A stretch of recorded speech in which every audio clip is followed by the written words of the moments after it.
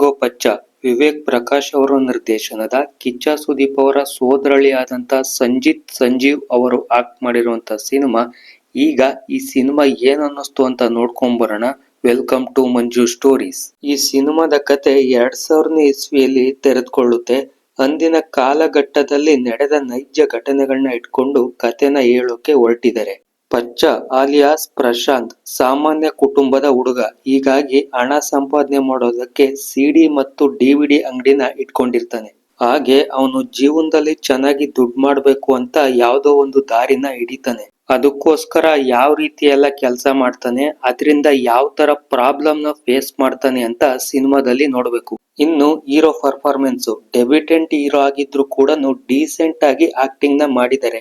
Emotional scenes ನಲ್ಲಿ efforts ಅಂತೂ ಇದೆ ಮತ್ತು ಸ್ಕ್ರೀನ್ ಪ್ರೆಸೆನ್ಸ್ ಕೂಡ ಓಕೆ ಅಂತ ಅನ್ನಿಸ್ತು. ಫ್ಯಾಮಿಲಿ ಕ್ಯಾರೆಕ್ಟರ್ ಕೂಡ ಸ್ಟೋರಿಗೆ ತಕ್ಕಂತೆ ಎಮೋಷನಲಿ ಟಚ್ ಕೊಡ್ತು ಅಂತ ಅನ್ನಿಸ್ತು. ಆದ್ರೆ ಕೆಲವು ಕಡೆ ಕ್ಯಾರೆಕ್ಟರ್ಗಳು ಡೆಪ್ತ್ ಇನ್ನಷ್ಟು ಇರ್ಬೋದಿತ್ತು ಅಂತ ಫೀಲ್ ಕೊಡ್ತು. ಇನ್ನು ಡೈರೆಕ್ಷನ್ ಮತ್ತು ಸ್ಕ್ರೀನ್ ಪ್ಲೇ ಬಗ್ಗೆ ನೋಡೋದಾದ್ರೆ ಸಿನಿಮಾ ತುಂಬಾ ಫಾಸ್ಟ್ ಫೇಸ್ ಅಲ್ಲಿ ಇದೆ ಮತ್ತು ಸ್ಟೋರಿ ಫ್ರೆಶ್ ಅಂತ ಅನ್ನಿಸ್ತಿಲ್ಲ. ಈ ಹಿಂದೆ ಬಂದಂತಹ ಸಾಮಾನ್ಯ ಗ್ಯಾಂಗ್ಸ್ಟರ್ ರೈಸ್ ಫಾರ್ಮುಲಾ ತರನೇ ಇದೆ. ಇನ್ನು ಟೆಕ್ನಿಕಲಿ ಸೈಡ್ BGM ಎಲ್ಲ ಚೆನ್ನಾಗಿದೆ ಮತ್ತು ಎಮೋಷನಲ್ ಸೀನ್ಸ್ ಗೆ ಸಪೋರ್ಟ್ ಅಂತೂ ಕೊಡುತ್ತೆ. 2000ನೇ ಇಸ್ವಿಯ ಅಟ್ಮಾಸ್ಫಿಯರ್ ಗೆ ಚೆನ್ನಾಗಿ ರೀಕ್ರಿಯೇಟ್ ಮಾಡಿದ್ದಾರೆ ಅಂತ ಅನ್ನಿಸ್ತು. ಇನ್ನು ಸಿನಿಮಾಟೋಗ್ರಫಿ ಸಿಂಪಲ್ ಆಗಿದ್ರು ಕೂಡ ರಿಯಲಿಸ್ಟಿಕ್ ಫೀಲ್ ಕೊಡುತ್ತೆ.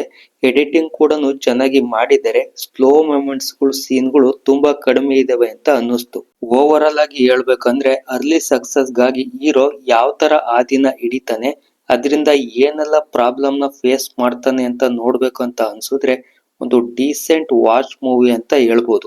ನೀವೇನಾದ್ರೂ ಮ್ಯಾಂಗೋ ಪಚ್ಚ ಮೂವಿ ನೋಡಿದ್ರೆ ಏನ್ ಅನ್ನಿಸ್ತು ಅಂತ ಕಮೆಂಟ್ ಮಾಡಿ. ಹಾಗೆ ರಿವ್ಯೂ ಇಷ್ಟ ಆದ್ರೆ ಸಬ್ಸ್ಕ್ರೈಬ್ ಮಾಡ್ಕೊಳ್ಳಿ.